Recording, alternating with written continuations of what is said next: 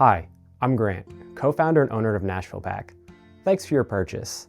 In this video, we're going to talk about how to set up your backpack and what to look out for as far as adjusting, troubleshooting, that sort of thing. When packing an ultralight frameless backpack, we want to make a consideration of how we distribute the weight. So we want to break this down into 3 general zones. The bottom, we want high volume, low weight items, puffies, sleeping bags, extra clothes. In the middle section, that's where we want the bulk of the weight of what we're carrying. We'd like it to ride higher up on our back, between our shoulder blades if possible. So think food bag, stove, heavy things like first aid. And then at the very top, for the sake of accessibility, we want all of our little things like our ditty bag, maybe again the first aid's there so that when you open the backpack, if you have to stop during the day, it's accessible. So I start by packing my backpack by taking my ground sheet and my sleeping pad, and I fold them into a rectangle that's roughly the same shape as the user side back panel here. And then I'm going to, together, slide them both into the backpack against my back so that they create a pad in a de facto frame. Next, I will take my dry bag and I will shove it down in there. We always recommend using a dry bag with all Nashville Pack products, just for general safety. And then I'm gonna start packing the puffy things I have. So clothes, hat, sleeping bag. Gonna get it all down in there, and I'm gonna shove it far down into the bottom of the pack. One consideration is filling up all of the usable volume. So you're gonna wanna push down the corners and make sure that everything is nice and filled up so that you get a nice ride and you don't have any weird lumps or anything in your backpack. After I have my puffy things in there, I'm going to roll up my dry bag just to compress all of the air out of here and to make sure that there's plenty of space for everything else that I'm gonna put in my backpack. Now that we've got all of our puffy, low weight, high volume items shoved down into the bottom in our dry bag, nice and safe from the weather, let's talk about the other stuff. The first thing we're gonna wanna put in is our food bag. Obviously this is not a food bag, this is just a bag full of scraps, but for the sake of it, I'm gonna put this food bag down in the top. And we generally want this weight to be sitting right here, right between our shoulder blades on our upper back.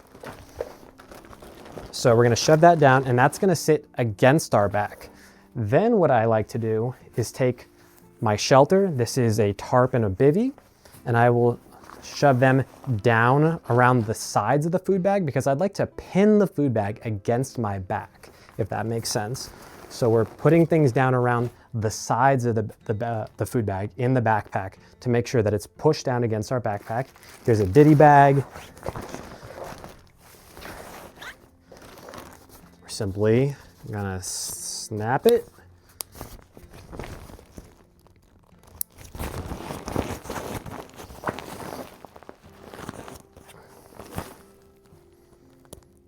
Those are the things that I like to put into the main body of my backpack. And then I like to use the pockets on the straps and the external pocket to store a lot of the things that I want to use throughout the day while I'm walking. So my headlamp, for example, I like to put up in one of my top shoulder strap pockets so that it's always accessible for when I need it. I can just walk all day, and as soon as it starts getting a little dark, it's right there, handy, ready to go. Also like to have things like steaks and, for me, my spoon available. So I'd like to put those in the shelf pocket so that I have those available if I want to stop and pull out a jar of peanut butter and scoop some out, or be ready to set up my tarp if the rain starts. I've got my steaks ready to go.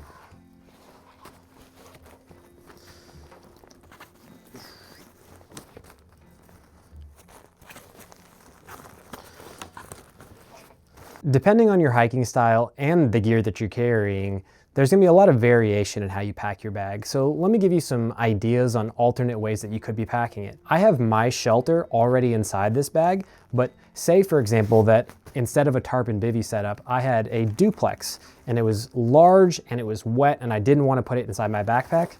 Luckily with our backpack, you can expand the outside pocket and get huge tents like duplexes right down in there.